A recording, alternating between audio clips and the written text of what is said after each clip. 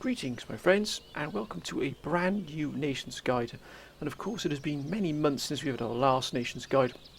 There's been a number of calls to sort of bring back the Nations Guide, and in particular some of the sort of Central European regions, and also some of the Central European sort of powers, as it were. But also we've had one for Denmark as well, so I'm probably looking to bring Denmark in and do a Nations Guide for that at some point. But I've chosen Wurttemberg because of its sort of its position and the real challenge it would bring to re-bring this nation to a world power. So what we're going to do like today, we're going to look at the advantages and disadvantages of Wurttemberg. We're going to look at our enemies, our allies, we're going to look at economy, how we can drive the economy forward, who we're going to be trading with, technology, research, the troops we can build. So pretty much covering all aspects of Wurttemberg here. And to start with, let's have a look at what you actually start with in terms of our buildings, our infrastructure, and what you might need to sort of expand here. Now straight away, as you can see here, we've got the vineyards here, the wineries, and an abundant yielders. They're going to already bring in a good sizable amount, indeed 800 regional wealth here. And I'm assuming if you upgrade to a wine estates, which I would probably do as quickly as possible as soon as you've got the advanced irrigation here from your technology, plus your population growth, which is good, reduces chance of food shortages, which is always good. But 1,000 regional wealth, so already your regional wealth would be absolutely, running right through the roof there if you got this as an exceptional economic hub here, the wineries. You could really make use of that. That's a very good exporting produce. It really is. Lots of people drink wine, and so if you've got the vineyards here to be able to produce that, you're going to be sitting quite pretty here. Something that's exceptional for what is it, effectively a single region estate, or empire, as it were, and inverted commas, is to have a school. That is very, very unusual to have such a small nation having a school already. That is pretty exceptional, to be honest with you. But absolutely you must make most of that. But we'll go into more depth of how our technology and what we should be aiming for in a moment, my friends. But that, it really is a real boon to have that. It really is. But here is where we sort of have to come to a decision. Now got to come to a decision pretty quickly here with this, because a coaching in will give you happiness to lower classes. It'll also give you the ability to spawn rakes or spies. Now spies are useful, and so is happiness to lower classes, but you don't really need either of these to start with. I would sort of argue that potentially you could dismantle this, destroy this building, and actually put an economic hub building in its place. Factory, textile mill, something of those along those lines there, to really get your economy running. Now I know these, you can see down here, you started with 7,500 gold, a decent amount, but not massive considering what you start with and where you need to go. So you're already looking to move to a sort of an economic footing, to really get your empire off to a good start, your nation off to a good start. Now you do, of course, as you can see here, lower classes of 5. You've got +2 from this, but you'd still be fine here with that. Bring you 545 for the income. That's not too bad at all. Taxes at 36%, which is not too bad. But again, as you can see here, growth is down quite extensively here. So definitely some a wonderful tip I had from the council many years ago was to lower your tax levels for the nobility, effectively having the trickle-down effect. So if you were to lower tax levels for this, it means they spend more, and as you can see here, because we've lowered the level here and allowed them to have more money in their back pockets, which means they're going to spend more in the shops and theatres and the vineyards and everything else. Straight away you're already back up to growth. You're looking for growth, economic growth. That really is going to bring prosperity to your sort of nation, as it were. And I'll just put those levels back so you can see that there. It's going to give 273. It'll drop us down. We're going to about 276. We're going to lose, about 106 gold there. But still, that's personally, if it was from my point of view, when I was starting this, I would definitely lower the tax levels to get that growth going here. More growth equals more growth in terms of population. Your wealth starts to turn around, starts to generate more money in people's in pockets, which is really where they spend their money. So that's something I would definitely go for there, my friends. And while we're at economic here, let's have a good trade. Now at the moment we've only got Westphalia, as our main trading partner here. As you can see, we've got ourselves here, and we've got France here, Strasbourg on our western flank. We've got Westphalia here and Cologne here, so we're allied with Westphalia, and Westphalia do have a sizable spread of land here, and indeed a decent economic hub here with a number of factories, a number of towns here producing, and also they've got a college as well, which is absolutely fantastic. So we've got direct land connections with Westphalia, bringing in overland trade, probably through Strasbourg, I expect. But we haven't got anything else. Anybody else here? We're at peace with Bavaria, at peace with everybody else around, which is excellent to see. But personally, I would start looking to expand with trade. But let's have a quick look at what else we've got here. I wonder what else in terms of our infrastructure. Now, our infrastructure is only basic roads, it's not too bad. I would immediately get cobble roads because infrastructure is absolutely key in any campaign. Infrastructure is key, but when you are such a small nation to start with, it is nigh on vital that you get your infrastructure up running as fast as possible. So one of my first things I would do is dismantle this and create an economic sort of base, and I would definitely put cobble roads in production immediately there to speed up a trade, but also to increase the amount of money you're going to make from trade. So you can see here when it says +4 per turn to town wealth and region, it improves campaign movement speed as well, which is of course, but we're looking for that improvement in wealth production, always looking for that economic angle at all times here, my friends. And also, you're only looking at military governor's barracks here. That's not going to bring in much, only +3 to the bonus to regional tax, but it does give you a sizable amount of troops, which we'll have a look at in a moment. So personally, I'd probably keep this as it is instead of moving over to sort of the civilian side of the buildings here. Now, let's have a look at what we start with in terms of army. We have the old pikemen, my old enemy or foe, should I say. Many people do like the pikemen, but I am not a big fan of pikemen at all. I prefer to not have them in my armies, but many of the council did sort of give the argument that you can use them in certain circumstances, especially against cavalry. Against cavalry, they are absolutely brutal. So they do have their sort of purposes, but for my own personal taste, I don't particularly fussed on pikemen at all. But there are many in the council who absolutely swear by them and would like them to be sort of more prevalent in the campaigns. I can understand that, my friends. And of course, you've got militia as well. We can recruit garrison regiment already, which is excellent. It really is. Landwehr militia. We've got Western European infantry mercenaries, and also already provincial cavalry as well. So between the garrison regiment and the provincial cavalry, you can actually put together quite a sizable army. And look how many recruitment slots there are. Can we get... That's a lot of recruitment slots there. Good grief. Is that given from these? +1 recruitment slots here. +2 recruitment slots. I'm assuming you can't use all those recruitment slots, but that would be absolutely fantastic. It really would.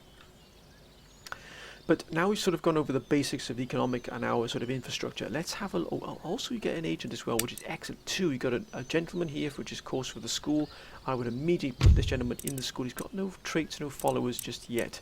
But my first task would be put him in the school. If I chose the right one, of course. The gentleman back to here. Let's choose this gentleman. Put him into here. So again, you already got the gentleman here. That's going to reduce the amount of time it takes for research to be done on pretty much all of them here. And you only start off with philosophy here. You don't have access to any of these because of course we haven't got an army encampment. We have nothing that we can use yet along these here, so we're pretty limited in what we can recruit on and research from.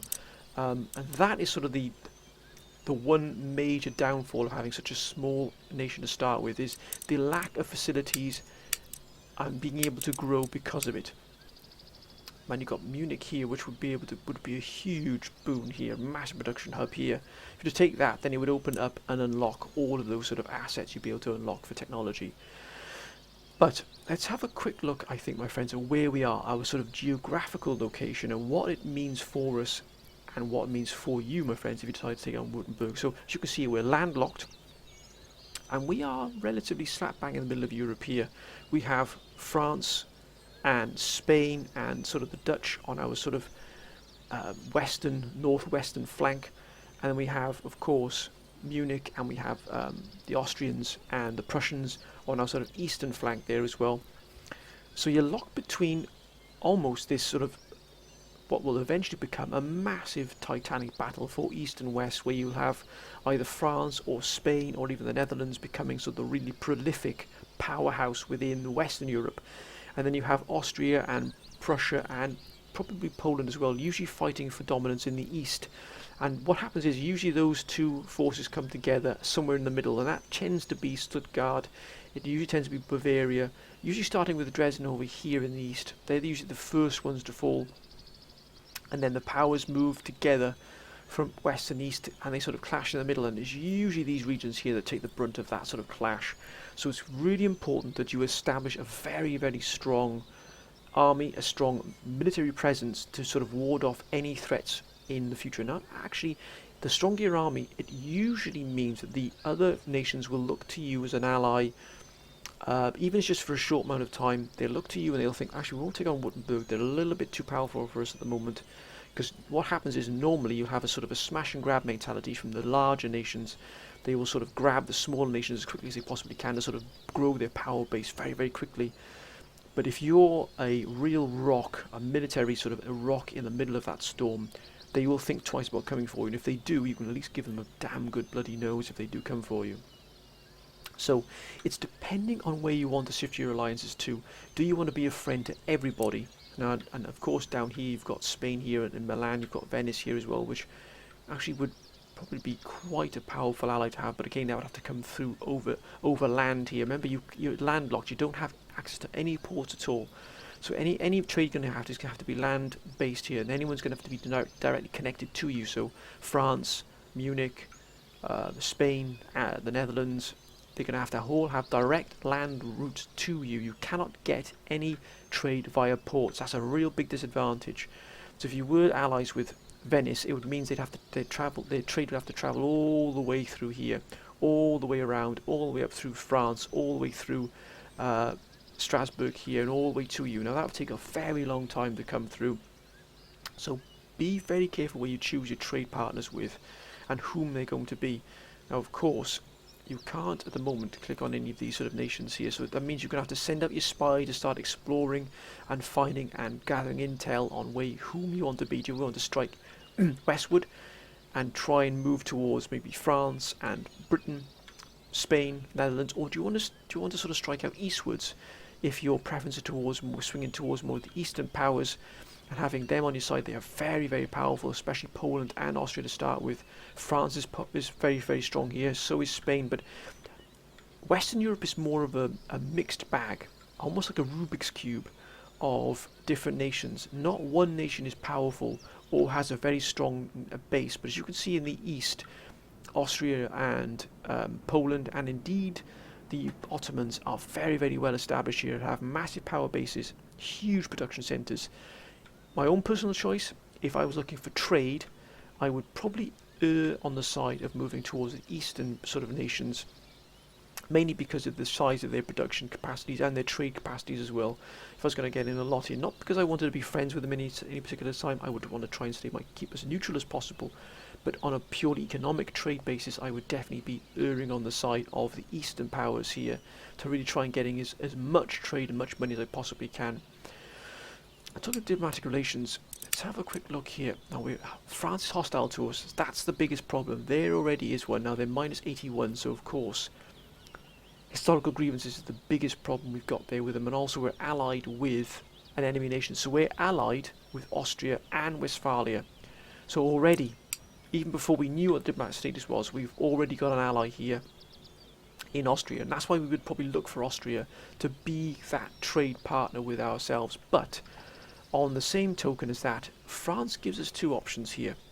Because they're hostile to us, there's every chance that you could strike against Strasbourg very, very early on. So in other words, building a very strong army with garrison and provincial cavalry. Remember, we've got no artillery support at all, so you can have no artillery for a very, very long time. But you could take Strasbourg. That's already got a military governor's encampment here as well, so of course they can already bring in gendarmerie militia. Oh my goodness me, they're going to get royal, oh good grief, royal guards here, that is not bad at all. And regiment étrangers, so as expatriates in other words. They can already put some pretty strong units here together in Strasbourg. So already you're going to be shifting your trade possibly to the east, but your military gaze will be moving over to the west because of France here. Now, if you do strike for Strasbourg, there's every chance that Spain, which is probably an ally of France, if I'm not mistaken, it's probably an ally of France, indeed it is, would probably already declare war upon you pretty quickly. But you would then unleash the might of France itself here, who have a massive, huge empire to sort of draw upon the resources they would need to crush you. So it's very, very important that if you do strike for Strasbourg, make sure you have a strong enough army to defend Strasbourg, or at least to be able to, defend. Because even then, actually, Strasbourg is and does have a walled city around it, a walled defense. In fact, if you took Strasbourg, you could hold Strasbourg for a very, very long time, because France couldn't really move into Wurttemberg proper without having to go through Strasbourg to get there, because of this bridge sort of is the only route in for France, unless they came all the way around Westphalia. I'm not sure if they are allied with, they're not, so they couldn't just walk into Westphalia. So again, Strasbourg strategically is a very, very important here for France, and indeed for yourselves. And I would probably also get this building as quickly as possible, because it would give you access to some very, very fine, oh look at that, even these skirmish, look at the accuracy of these skirmishes, the light infantry here, absolutely fantastic. And these as well, more skirmishes, double barrel muskets. Oh look at this, hussars, line infantry, and oh yes, and also these red circles around here means that you can't get these units until you've researched the required research technology to get them. But before you even get to that, you'd be able to get some fantastic troops to really bolster your army out. So I would immediately probably as well, so the priority would be destroy this building and put an economic building in its place, roads, and then moving into a military governor's barrack as quickly as possible. That's going to give you access to the troops you need. In the meantime, you also want to be recruiting some garrison regiments and also some provincial cavalry ready for potentially striking against France if and when they declare war upon you. Now of course, if you're going to try and keep the east as sort of your main trade supplier, you then want to know what's going to be going on in the west. So immediately you want to start throwing out and sending out this gentleman here, your spy, to see what's going on. And straight away we can see there's a fort here. So if you were to attack Strasbourg, there's every chance that you're going to be drawn into this fort here, Fort Neuf-Brisach. So straight away you want to find out what's here. They've already got a craft workshop, they've got a mine, they've got the town itself, little else. But again, you're going to try and take Strasbourg for strategic value. For what it does, it blocks off this bridge here into the sort of the heart of your domain. So straight away you're looking for that. What else do we have here? Everybody else is indifferent now. No one else is really interested in you. But you could try and get trade with France to try and keep them off your back for as long as possible. So trade might be a possibility. You might want to try and open trade negotiations with them. Bavaria is friendly, so you probably get trade from Bavaria. Is there anybody else? No, there's not. So Westphalia, you can't get with Bavaria. Yes, you can get with Bavaria here. So you could probably get trade with Bavaria. That's probably going to link in quite well there. And you definitely need trade with Austria. Trade with Austria is going to be probably the most crucial trade you'll ever have, because you're an ally with them. They're probably going to give you trade without a problem. So for me it would be Austria, then it would be Bavaria, and then look at France as well, potentially to try and reduce the hostility they've got towards you. So that's pretty much what you're looking at surrounding you, what is available to you. And unfortunately we can't see what other troops we will be able to recruit, because we don't have access. Or can we quickly have a look at what other troops we might be able to get here? Let's have a look. Yes, we can indeed, sir. So, army encampment is going to give you, if you're able to get that, buccaneers, which is absolutely fantastic. Sepoys, militia, and we can also get dragoons once we get the technology. Look at that. Regiment von Degenfeld, Feldjäger, absolutely fantastic. Let's go up to barracks and get us here. Mountain troops, light cavalry, oh, company cavalry, African native infantry, buccaneers here, oh, company infantry as well, colonial line infantry, absolutely fantastic. Drill school would give us what? Oh, Thurheim regiment. So we've got some fantastic named regiments here. Dutchmeister regiment. You can get some fabulous regiments. Look at this. Prince Frederick Wilhelm Grenadiers. Oh my word, please, sir. What a wonder. Halle regiment. Oh my goodness me. You can get some wonderful German regiments here as Wurttemberg. The depth here, the quality of them. Harsh regiment. Fusilier regiment. Gorky Hussars. Oh, look at that. Eselzorg Leopold. Well, I'm assuming they're cuirassiers. Oh, Grenadier Guards. My goodness me. Look at the troops you get just from drill school. Absolutely mind blowing. Highlander War Band. And remember, most of these troops you can see here are from the additional units mod. Now let's have a look what else we can get here further down the research line. We've got drill school. There's a military academy. All that additional give us. Good grief. Jaegers, horse grenadiers. More cuirassiers. Oh, look at that. Alt Modena cuirassiers. Wow. The troops you get here are phenomenal. Regiment von Full. It's cuirassiers. The Veed regiment. All these different names. Salm regiment. Gaiulai regiment. Good grief. Oh my goodness me, it's an absolute joy to see. This army board, what will that give you? Well, just everything, pretty much oh, look at that Scottish line infantry. What? Free Corps line infantry. Fusiliers, engineers, the standard here, or Horse Guard Grenadiers as well, with echelon. Oh, Lieb Grenadiers. Oh my goodness me, the choice here is, oh, what? Foot Guard. It almost wants me to pick this up and actually play this campaign. Look at the selections you've got here. It's just incredible. Oh my goodness me. Republican Guard.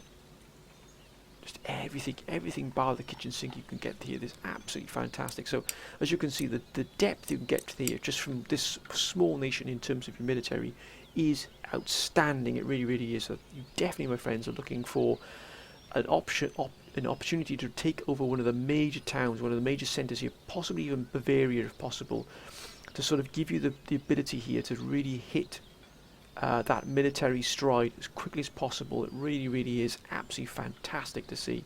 Maybe even Venice here, because you could probably go through the Alps, through Austria because they're allied with you, and even hit Venice. That would be, what a boon, that would be absolutely fantastic. And it'd also give you a port here as well. That is a possibility.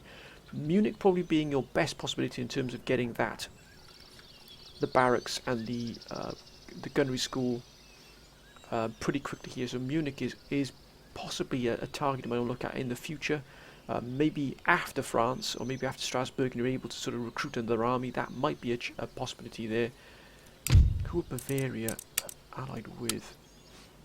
Spain and Austria. So that might be a little bit awkward. But what about Venice? They haven't got any allies at all, so Venice could actually be a potential target. It would give you all the options you need to build that army, build those guns you need, but also give you a port here. Chioggia here. Be absolutely fantastic. So that's what we can get here. Now, in terms of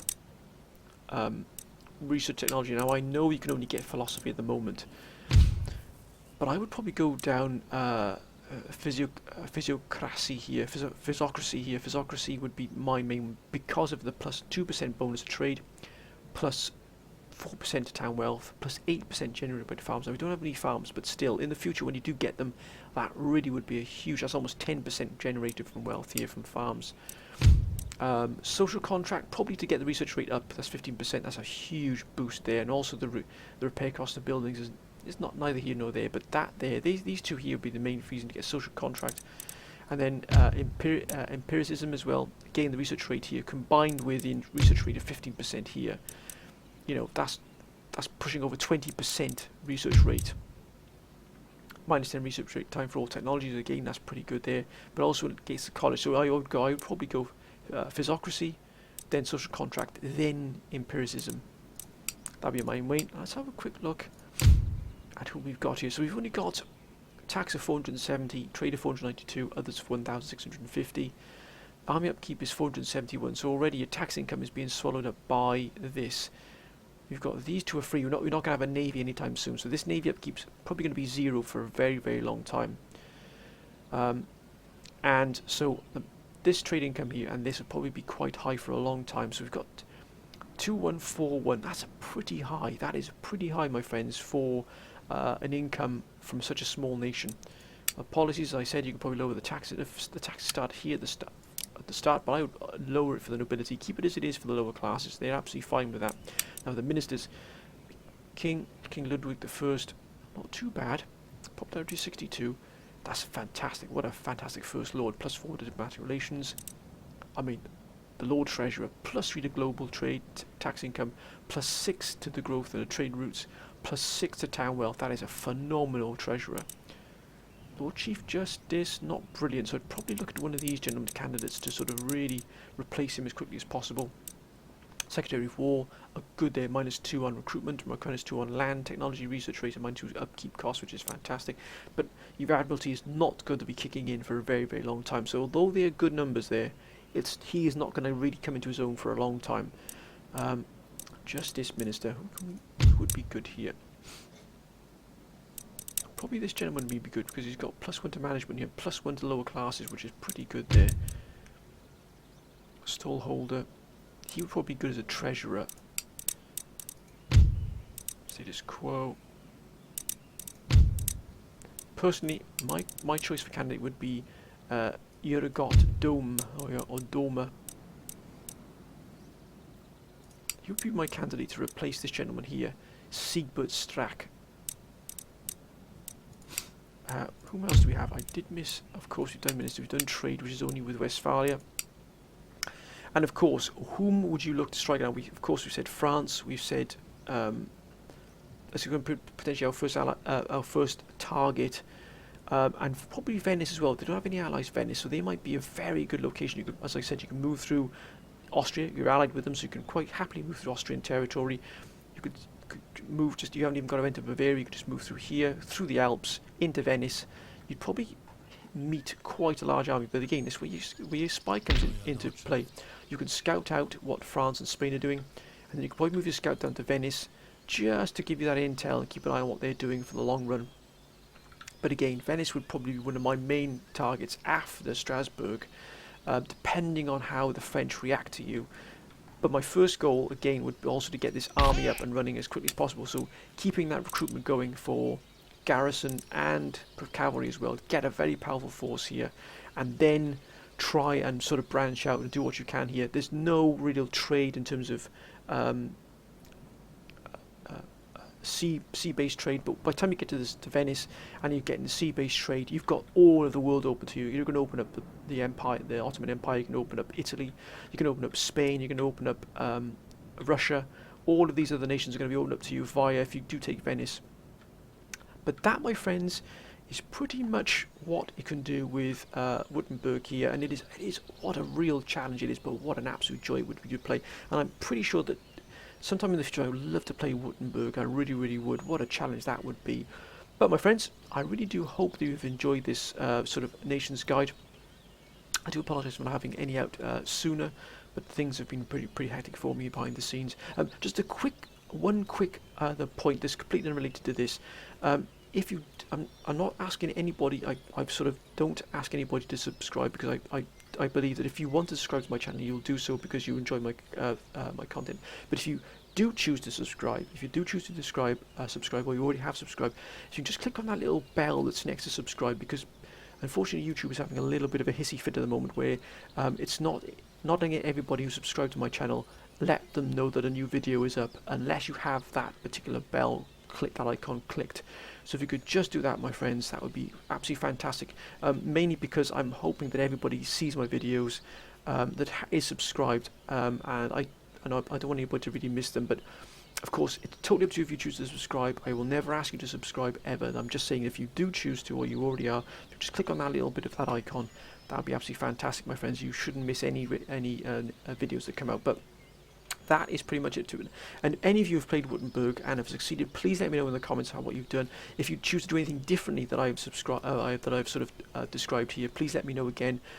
All the information is sort of fed in so that others can read it, and others can, if they choose to do this campaign, will then sort of draw on the council's advice and experience as well if you've already played this particular nation. But my friends, there'll be another one to come, probably going to be Denmark next, because I have had a particular request for a Danish Let's Play guide, which I will do in the future. But I hope you enjoyed this. If you have, my friends, of course, whatever you're doing, please be safe. But until next time, my friends, bye for now.